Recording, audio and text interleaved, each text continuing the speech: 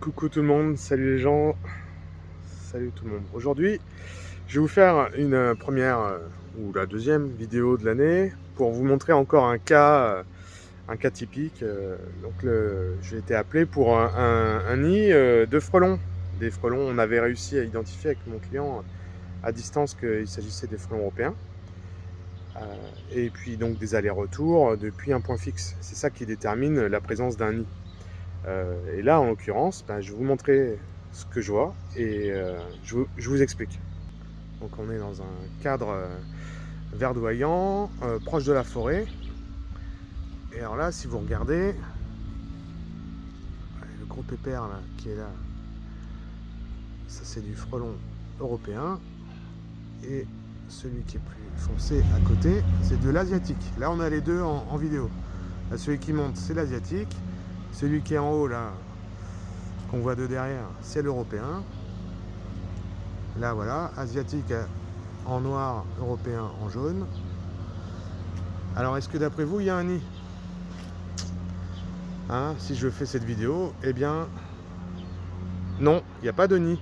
En fait, vous voyez, l'arbre est assez vieux, c'est un chêne, et il sécrète une substance, là, il est mal en point, cet arbre.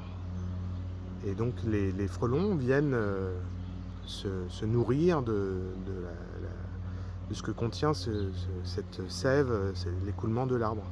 Donc là, en l'occurrence, on voit des frelons, européens et asiatiques, mais il n'y aurait que l'un ou l'autre, ça ne changera rien.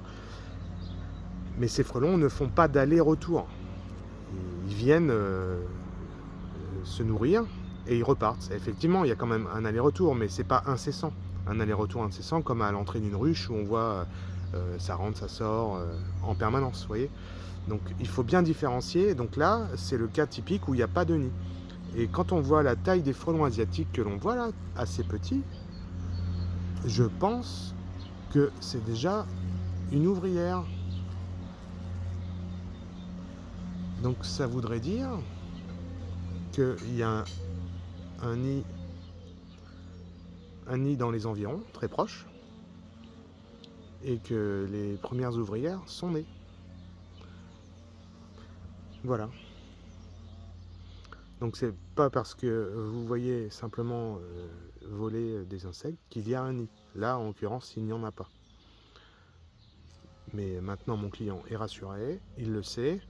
L'arbre, de toute façon, il est destiné à être abattu dans un futur proche. Il est mal en point. Et voilà. Quoi dire de plus? Je sais pas. En ce moment, c'est la période des essaimages. Donc là, frelon européen, vous voyez, il se nourrit. Là. Beaucoup plus gros, jaune. Et là, l'asiatique. Voilà. Il se chicore un petit peu, mais tant que la table est pleine, ils s'entendent. Voilà.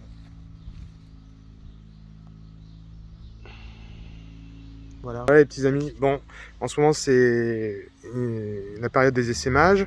Et avec le mauvais temps, c'est encore plus la période des essaimages. Et donc quand il y a beaucoup d'essaimages, eh ben, il n'y a pas beaucoup de miel. Donc cette année, le printemps, ça commence mal.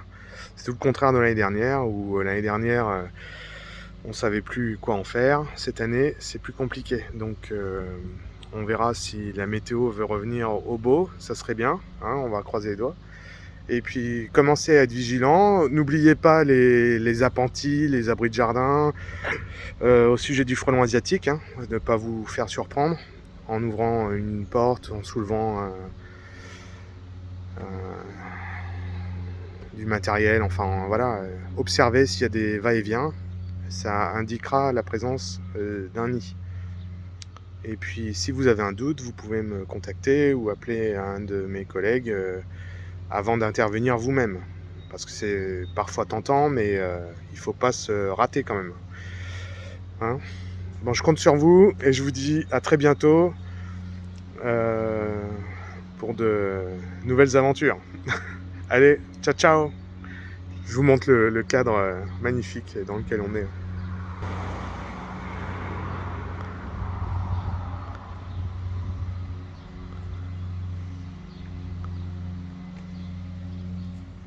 Voilà. Elle est pas belle la vie? Allez. À bientôt les amis. Ciao ciao.